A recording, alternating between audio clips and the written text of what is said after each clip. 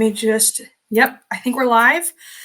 So my name is Isabel Hood Farley, and I am with Imagine Zero Weld County. And I'm helping host this call for Imagine Zero and Run Windsor. And today we are hearing from Alyssa Selby with North Range Behavioral Health. She is our program coordinator for our suicide education and support services team. And she is also the coordinator for Imagine Zero Weld County. So I'll hand it over to you. Perfect. Thank you so much, Isabel.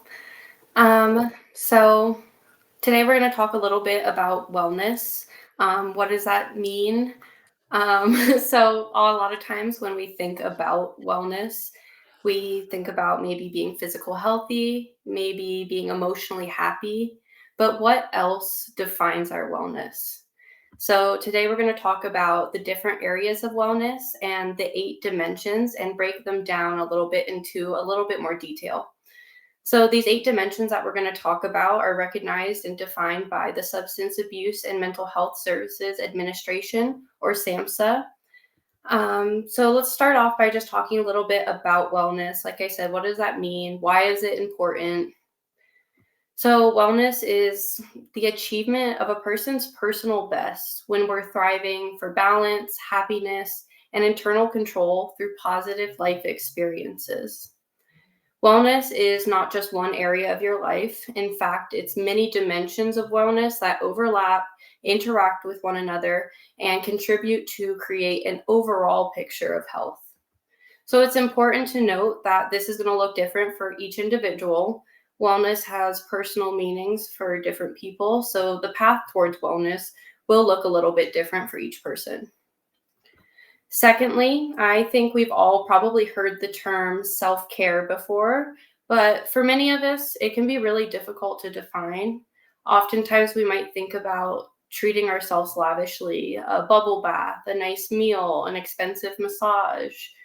Really, it can be hard to find ways to fit it into our daily life or our budgets, but truthfully, self-care is anything that you can integrate into your day that is deliberate, self-initiated, and calms your body down in some way.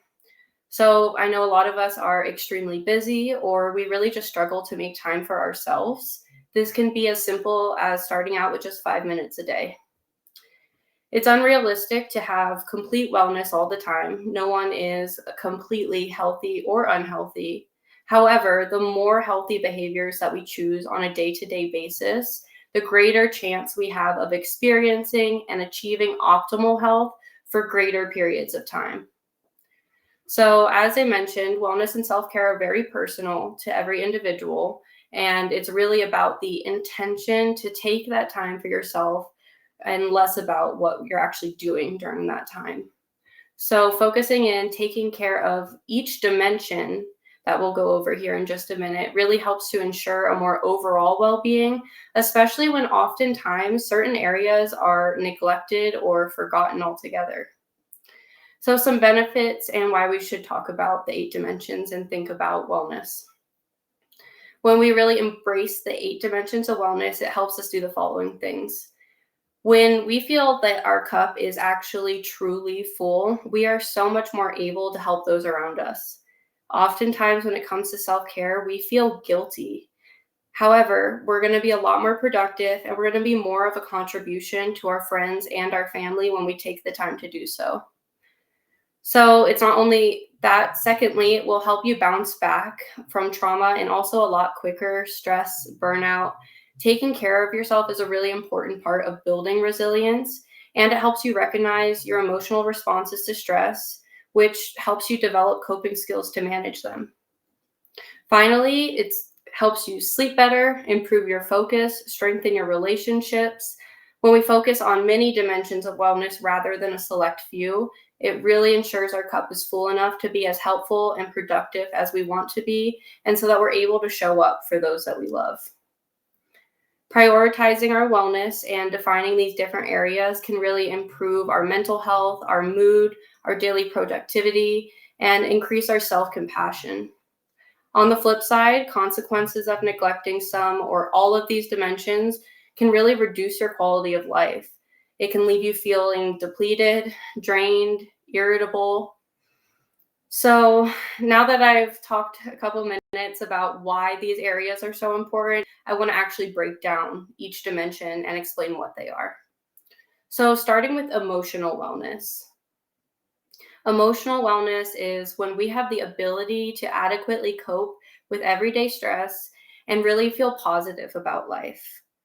Emotional wellness is more than feeling good all the time. It's being able to express our emotions, both good and bad, and being aware about our thoughts, our behaviors, what patterns surround them, again, good and bad, and being able to accept and manage both of those in healthy ways. So, some ways that you can boost your emotional wellness today are telling someone you appreciate them. So, saying thank you is not only good manners, it's actually proven to lead to longer, stronger, more satisfying relationships. Being present around your loved ones. So, at dinner, or if you're watching a show, playing a game, try putting your phones in a separate room for that hour and really focus in on that connection. Do something that helps you relax and recharge. So, this is kind of referring more to hobbies, but we're going to get into that a little bit later. Setting healthy boundaries is really important for our emotional well being. And that means saying no to some things sometimes and knowing that's okay. Practicing gratitude and self-compassion.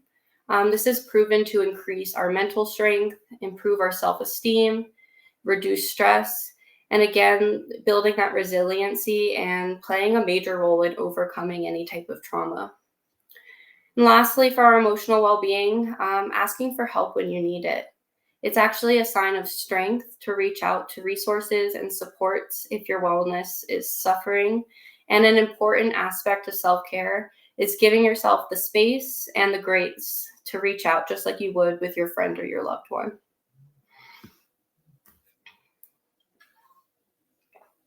Moving into spiritual wellness. So, this is really going to focus on your personal beliefs, your values, what brings you a sense of meaning, a sense of purpose in your life. Boosting your spiritual wellness is to focus on expanding your sense of meaning in life. So, for some, this might include religious practices. For others, it could look like practicing gratitude or volunteering. The focus is really on feeling a sense of belonging, connection, and meaning. Some other ways you can think about boosting your spiritual wellness are, again, connecting with something larger than yourself, practicing meditation, yoga, just doing deep breathing exercises, being a part of a faith-based community, spending time in nature. Nature is naturally calming and focusing, and it takes us away from those everyday stressors that subtly lower our mood. Increase your self-reflection and practice gratitude. It can be really helpful to use a journal to record this. And setting an intention for your day. So pick a mantra that you can return to throughout your day to remind yourself of your purpose. Maybe that's something like, I'm worthy of love and happiness, or I'm walking into today with bravery. No matter the means you choose to practice spirituality, by simply practicing it, it is scientifically proven to improve our psychological health. It reduces a multitude of toxic emotions like envy, resentment, frustration, regret, stress, anger, all of which can help to also ease and reduce symptoms of anxiety and depression. Practicing spirituality can also help to lower blood pressure, which will lower your risk of heart disease, strengthen our immune system, and lower our blood sugar. It helps us increase positive coping skills and helps us foster feelings of inner peace and hope that help us feel calmer, more refreshed, and more energized. When we do simple acts like expressing gratitude, it activates our brainstem region that produces dopamine and serotonin, both of which help to stabilize the mood and promote feelings of well-being. Our intellectual wellness, this is expanding our knowledge in creating and stimulating ways and keeping our brain healthy. So, discovering new things about ourselves, our own potential, discovering new and interesting, diverse points of view, Whether you agree or disagree, when we learn other perspectives, it can and will make us more knowledgeable and more well rounded. So, some things that we can do, activities that strengthen your concentration, your memory, your critical thinking skills, things like reading, journaling, doing puzzles, trying something new or taking up a new hobby. It will build self confidence. So, whether you're knitting, baking, painting, it does not matter if you're good at it. It just matters that you're trying something new. Challenge yourself to be curious and open minded and listen to and consider the perspectives of others. You can consider traveling more or trying to increase your knowledge and appreciation for other cultures. You can even just do things like the Wordle in the New York Times online, just little things to keep our brain stimulated. Our physical well being, having good health, having enough energy to get our daily things done. Physical wellness is the domain I think most people are most familiar with. This is kind of what we envision when we think of the word health or wellness. I think for the most part, most of us know, vegetables are healthy. We should drink some water. Exercise is good. But I want to get serious for a second to talk about how the mind and the body are so interconnected. And one of the most important things you can do for not only your mental health, but just your body and every domain of the dimensions of wellness is by taking care of your physical health. If we don't take care of our bodies, it's really likely we will feel unwell, and that's going to affect all the other areas of our life. So, small acts of physical self care can actually quickly add up. So, I want to encourage you all to really take note of how you're currently caring for your body. Learning to listen to your body can be such an important tool to help gauge where you're at with your physical health and knowing what you might need to improve things. So, recognizing the early signs when your body begins feeling ill or tense and taking action to take care of your body. Knowing when you need more sleep, more nutrition, more nature. So, some things we can do to really be proactive and boost our physical well being are trying to get at least 20 minutes of physical activity each day. If you can do it outside, that's even better. Get fresh air and sunlight. Also, doing it in the morning can be ideal to really help give you energy and boost your mood. Also, establishing healthy eating routines that help support your active lifestyle. And eating foods that you know are personally nourishing to you and make your body feel good. Trying to get a great night's sleep. So, on average, most people try to strive for around 8 hours is a good goal. If you're someone who uses alcohol, caffeine, or nicotine, being mindful of how much you're consuming to help avoid overuse, and also just noticing your patterns around consumption. Do you notice that you might consume more on a more stressful day? So, moving into environmental wellness. This is when we prioritize our physical surroundings by really focusing in on the environmental wellness, and that can be really meaningful and fulfilling when we make our home or we create a space that sparks feelings of joy, safety, peace. So, some examples of this, like I said, having a clean, safe home can really help us feel at peace and secure in our environment. This could look like planting a personal or a community garden, just taking a walk outside and really appreciating those surroundings.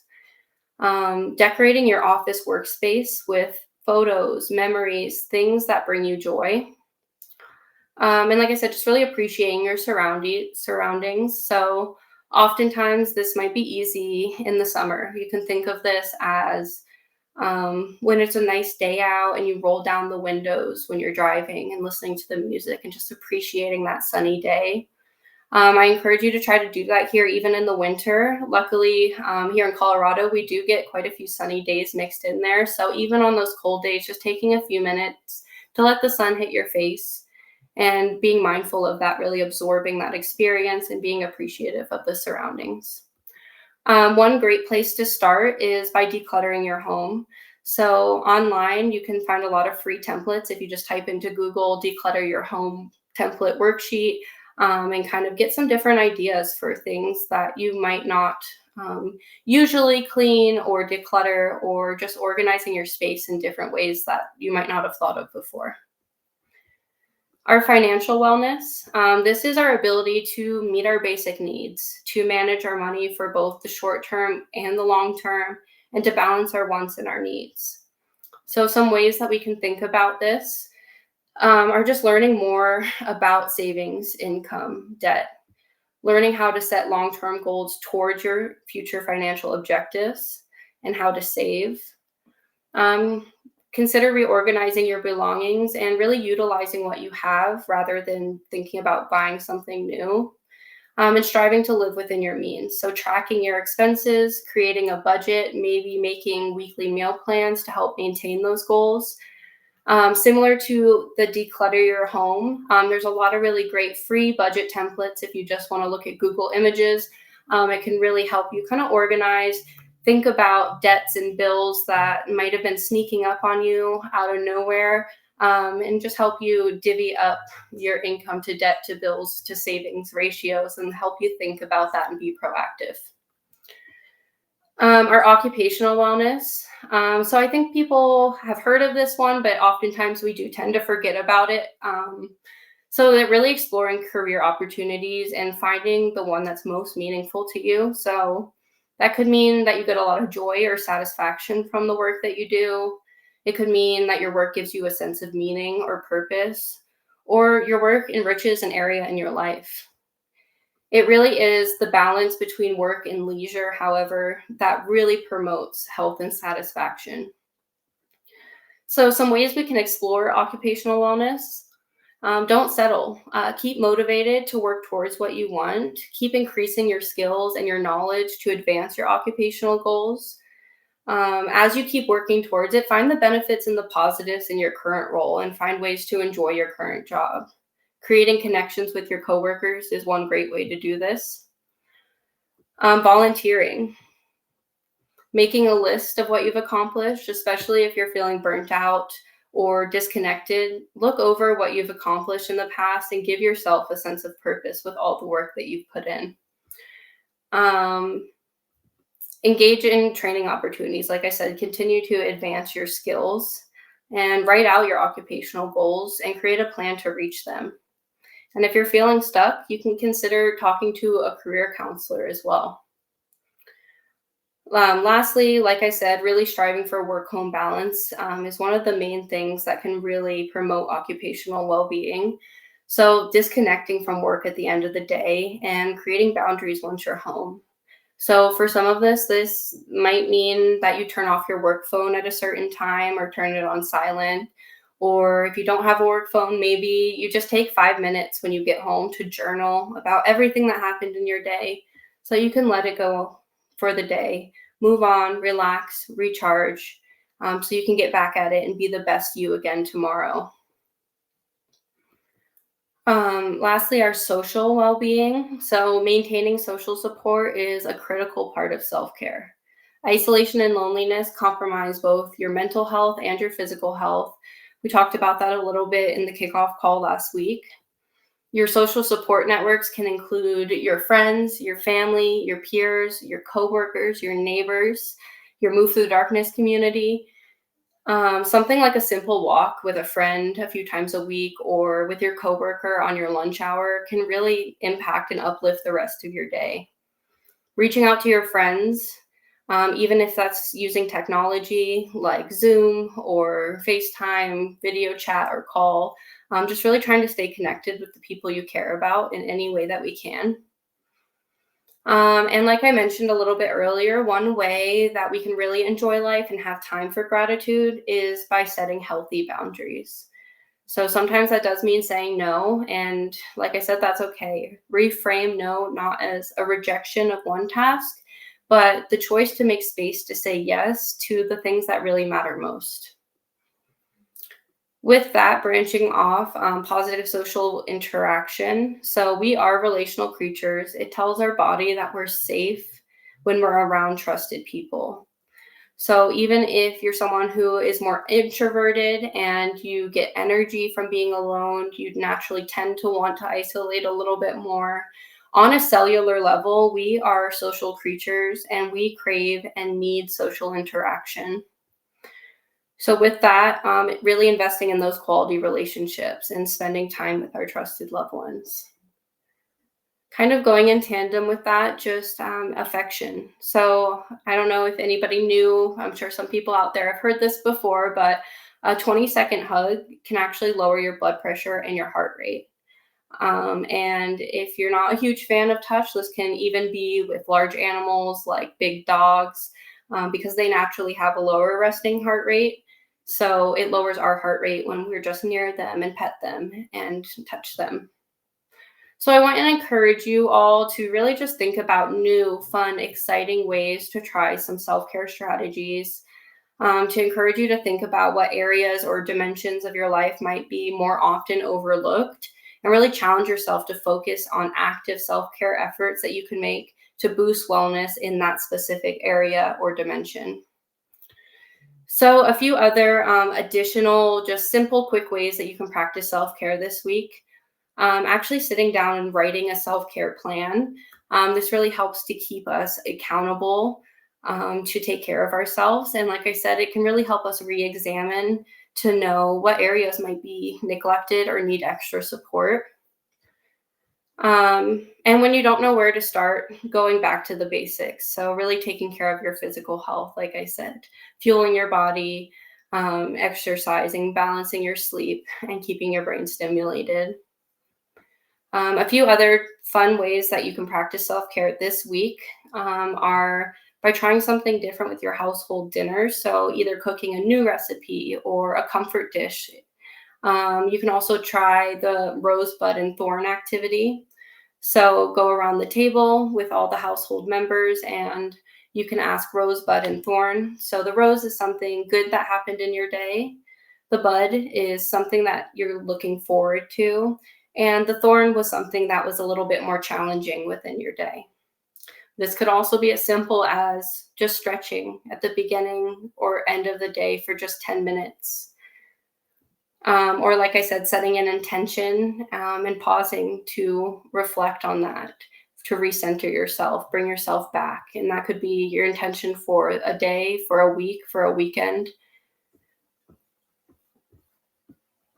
Um, with that, like I said, I just kind of want to wrap up and let you kind of just think about you personally. It is going to be very individual. What areas might need that extra support, and what are some creative ways that you can support or boost wellness in that area? So, it obviously doesn't have to be one of the examples that we listed, but hopefully, that was a good starting point to kind of just brainstorm some different ideas and get you thinking about your own life.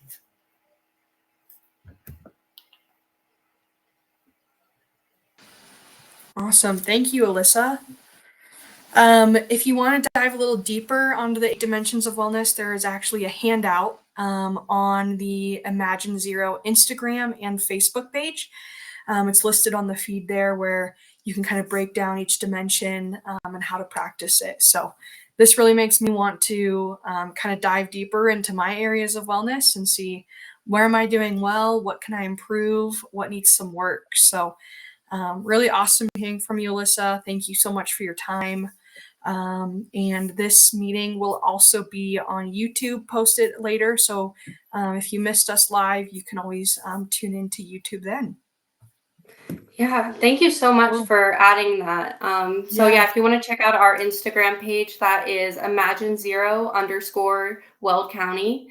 So you don't have to memorize what I talked about. It kind of just sums up those 8 different dimensions and lists some different examples. And then again, that will be sent out in another email, and this will also be recorded for YouTube. So we'll hang on just a minute to see if we do have.